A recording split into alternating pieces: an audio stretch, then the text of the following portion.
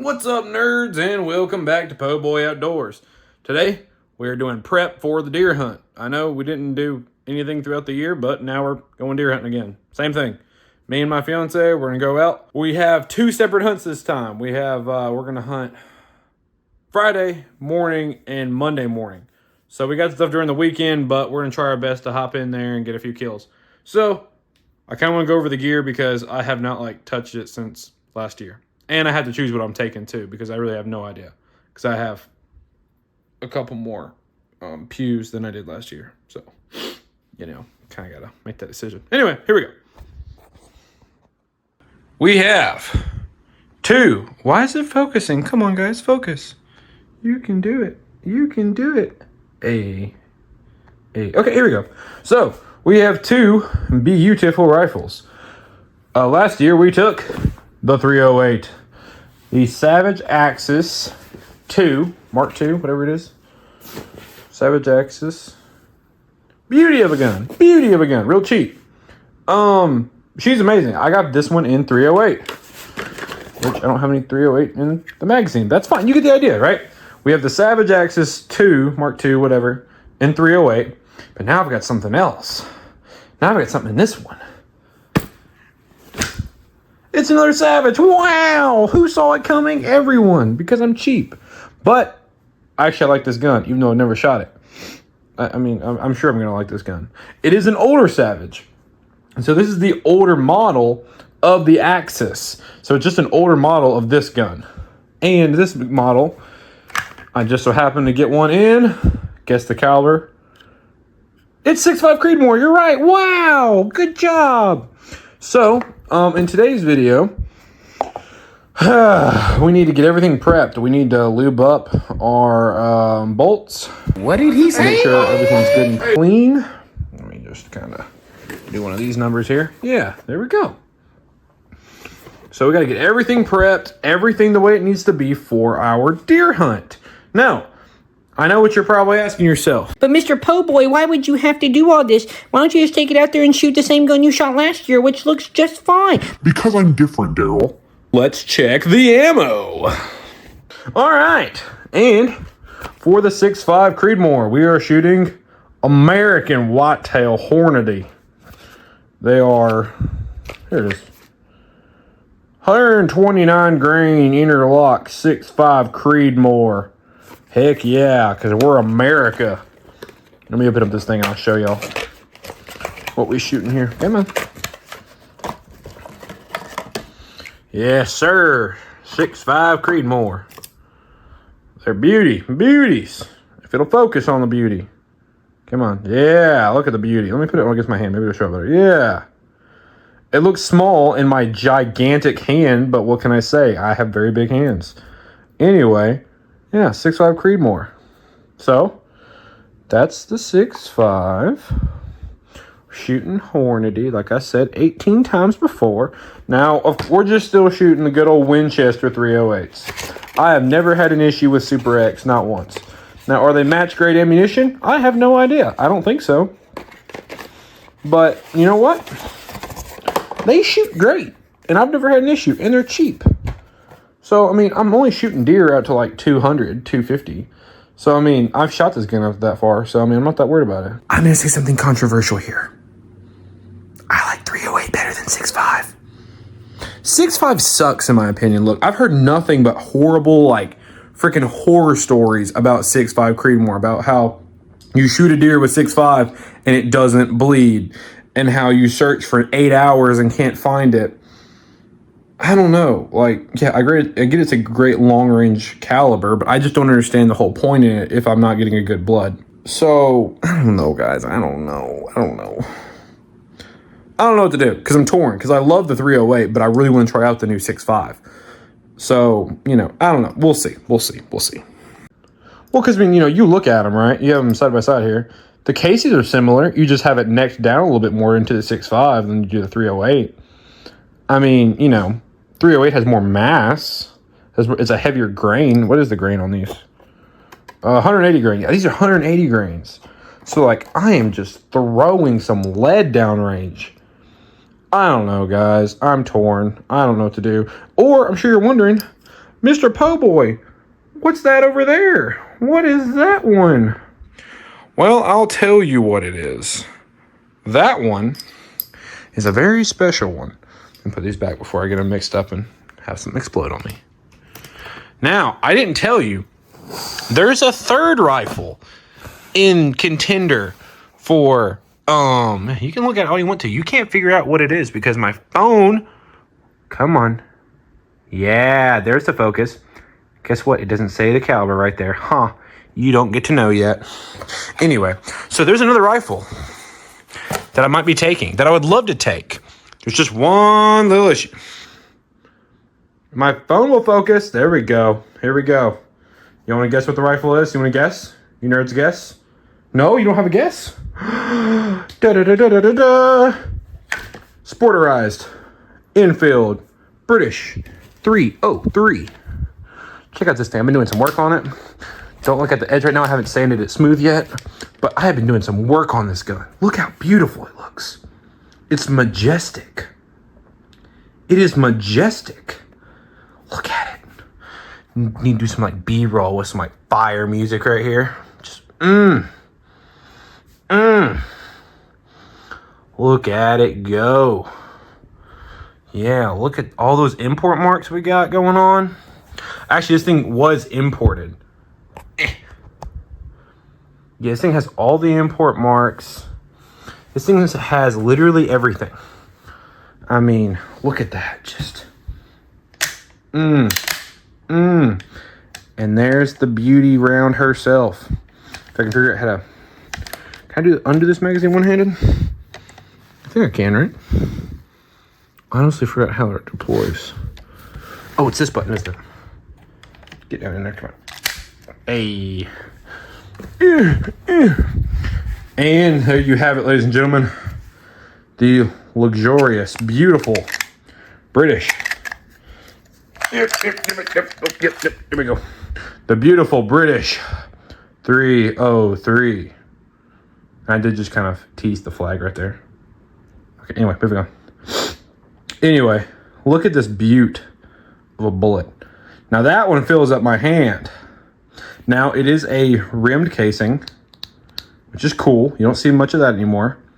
Yeah, this was a sniper rifle of like World War II, a little bit of World War I. It's a great bullet. I've heard nothing but great things about it. So then you look at it beside, say, a little baby 6.5 Creedmoor.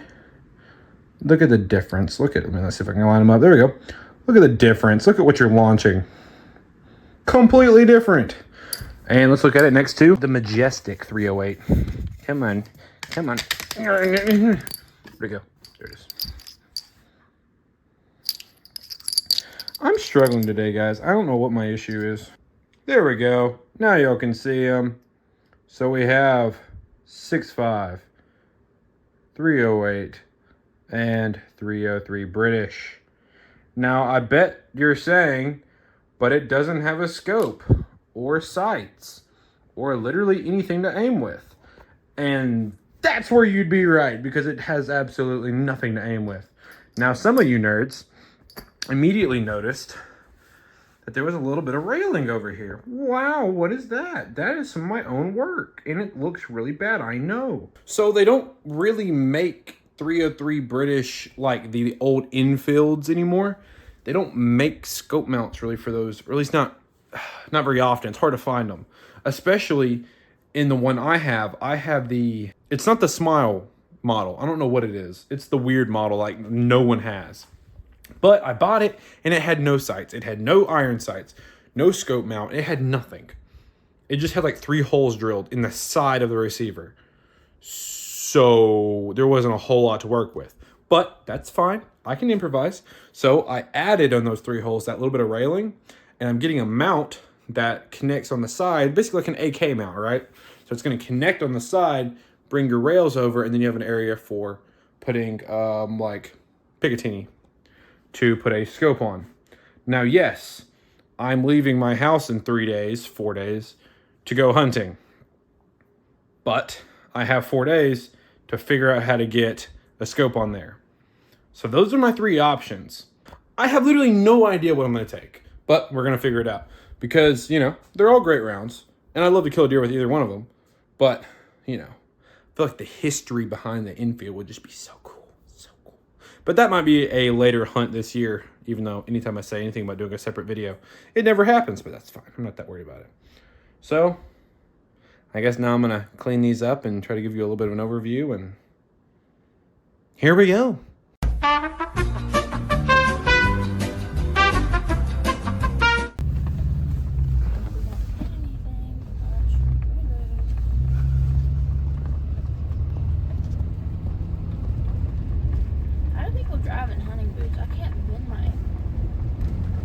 I think it's kind of like an acquired talent. Oh, I don't have it. I'm not required. I think it's one of those things you have to do a lot more before it works. You know what? What's up, nerds? Good morning to all you beautiful people out there. We are doing some deer hunting, y'all. We are currently trying to walk into our stand. It is, what time is it? It is 5:30 currently, and we're trying to get in the blind, and I'll pick y'all back up.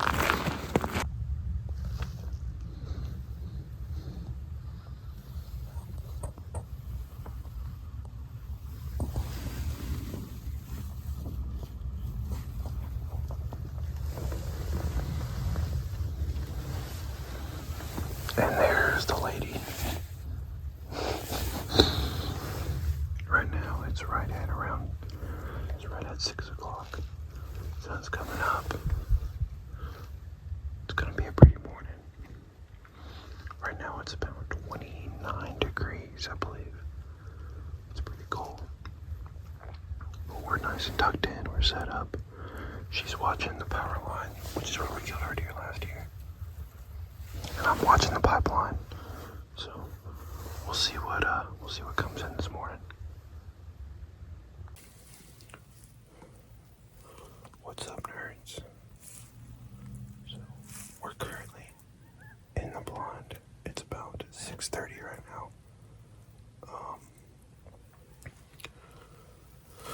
We set up on the same power line and pipeline that we were last year. I thought we were going to be in a different blind, but we're not. We got Chrissy over here. She's watching behind us, which is where we killed our deer last year. I'm looking over here in front of us, but today we're doing Sportsman's Warehouse Challenge. We both have the 2 cheapest rifles from Sportsman's Warehouse. She's shooting the Savage Axis 2, which is, I got that from Sportsman's. This year I got a 6.5 Savage. It's a Savage 6.5 Axis. 6.5 Creedmoor Savage Axis. You know what I mean? Stay tuned, nerds.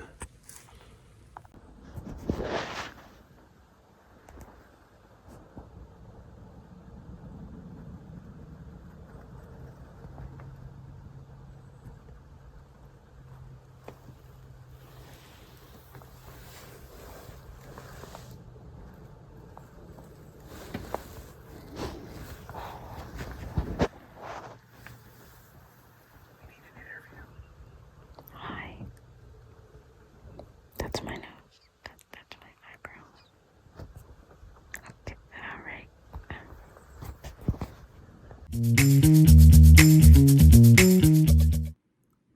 So, you know, I have a slight gun addiction, and I had 2 hunts planned. I had the hunt for Friday and the hunt for Monday. So I had 2 hunts planned. Sunday morning, my father-in-law comes up to me at church and goes, "Hey, you want a Howa 1500 and 300 Win Mag?" I'm like, "Yeah, how much do they want for?" He's like, "Oh, $500. I'm like, "Deal. Who has it?" So I go find this guy and buy this guy's Howa 1500 off of him. And I'm not even shooting the 2 guns I even brought for this trip. I just bought one down there. It's hilarious. But now, I'll show you what I got. There it is, the Howa 1500. I cannot say anything bad about this gun. It is an absolute beauty of a gun and works extremely well. It's a sub-MOA rifle, and it is chambered in 300 Winchester Magnum. Look at the size of that bullet. Goodness.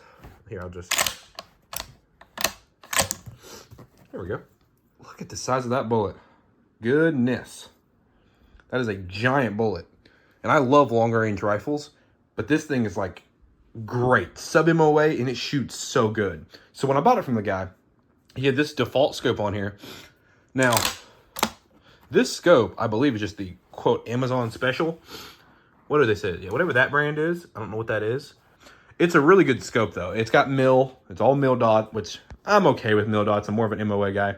Whatever. Mil's fine. So I then put the scope mount up here for the scope cam. And I put a sun shield screen. What do you call those? Sunshade. Sunshade, that's the word. And then he had a limb saver on here and a muzzle brake. Now look at this muzzle brake. Howa actually makes a muzzle brake for guns that are not threaded. And it has a bunch of screws that are all Allen key. And you just screw them down. Really cool. Not gonna lie. I love it a lot. So this thing is not light. This thing is heavy. But I love that because everybody's like, oh, 300 Win Mag. It'll take your arm off. Nah, this thing feels so good. That 308 kicks more than this 300 Win Mag does all day long. This gun has, look at this butt pad. Look at this thing. Your finger just disappears in there, bro. It just boom, boom. This thing's a thick butt pad. And you need it because this thing, I mean, it kicks, but it's not that bad. So like, absolutely love this gun. So what you're about to see is the hunt I went on Monday, and I took neither the 308 or the 6.5 or the Enfield. I just bought a new gun, and I took this gun out, and you'll see from there. So beginning of day 2, we're out here. Me and Gracie's grandfather, because she decided she didn't want to get out here in this cold. And it was cold, so I understand. So me and Paul are out here hunting, and I couldn't turn on the camera because the deer showed up behind us. So this is picking up directly after the shot, and I will go back and show you the footage through the scope cam. So here we go. Boys and girls, we have a deer on the ground. I've got the Howa out here, model 1530, not 30, and 300 Win Mag. Oh my goodness, guys. That deer did a backflip. We actually still got deer in the field. Look at him. I don't know if you saw him or not. I'm not sure. Yeah, they just went into the woods. That deer did a jump straight up, did a backflip, then ran its nose into the ground and ran about 12 yards. We're gonna go see the blood spot. It was standing about right there. It's piled up in the woods right there. Bro, this gun is one of the greatest guns I've shot in my entire life. I love this gun, guys. I'm ecstatic. Guys, I can't believe it. I'm so happy right now. Paul just went and got the side-by-side. I'm about to go field dress it. I'm about to get down, field dress it. I'm so excited, guys. Guys, you will not believe it. So we had 12 or 13 deer in the field. And they were all around us. They were less than 20 yards away. It was ridiculous. So we couldn't do a thing about it. So we just sat there. And I had to pivot all the way around, almost a complete 180 to where I needed to be. Now I can see my deer piled up in the woods right there, but I want to see what this kill shot over here looks like. Let's get there first and then we'll see what the blood is.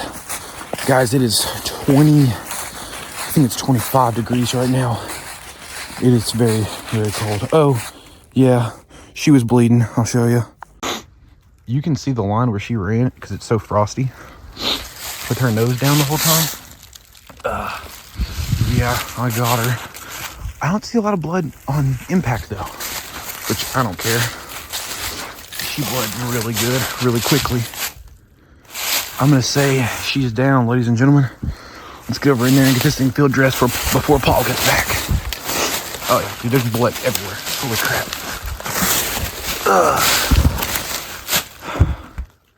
I think she's dead. We're gonna make sure though. Holy crap. This thing's bleeding so much.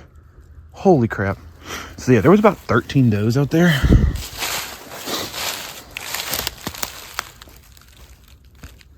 Yep, she gone. The Howa 1500, ladies and gentlemen. If I could recommend one gun in the entire world, it'd be the Howa 1500. That gun is a beauty. Look at that deer. Good deer. Probably a good 2-year-old, 3-year-old. Look at that. Man, she got some weird marks there too. Huh. Never seen that before. Where's the hole? Right behind the shoulder. Look at that. Perfect hole. That's how she was standing. What's that exit look like? Wait, no, she was standing the other way. Excuse me. That's my entry right there. No? Where's my entry? I don't know where my entry hole is. Where'd I get this deer? Did it come out the chest? Where'd it come out at? No, that is the exit. Okay. Cool. All right. Let's start field dressing.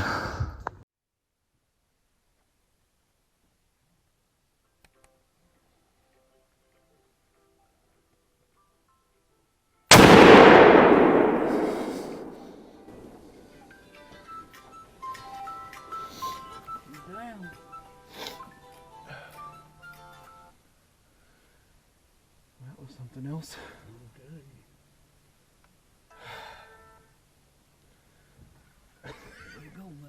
You doing better now, do you? I couldn't breathe. There's still two just standing there. Them jokers had us paid. They did. I was moving as slow as I possibly. I know. And that cheer popped, and there's one was I was like, oh, and I was like, crap. Look, two of them still there. yep. I tried to shoot the biggest one I could. Well, I actually thought that you know, there's one standing right over here. Yeah. I actually thought she is the one you was shooting at. Yeah. And then I seen that other one go up in She the air. backflipped. So I said, well, Look I at them guess two. that was the one he was shooting.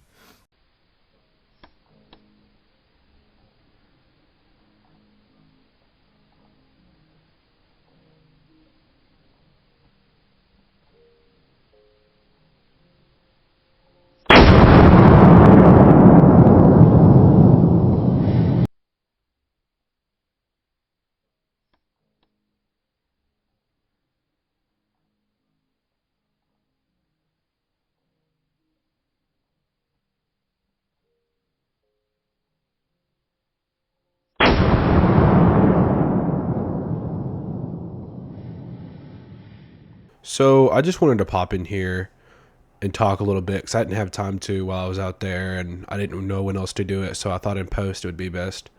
So there's been a couple times in my life that I have, like, I have tons of great memories. Don't get me wrong, but like there's just certain ones that, especially in like the hunting I've done for the last 11 years.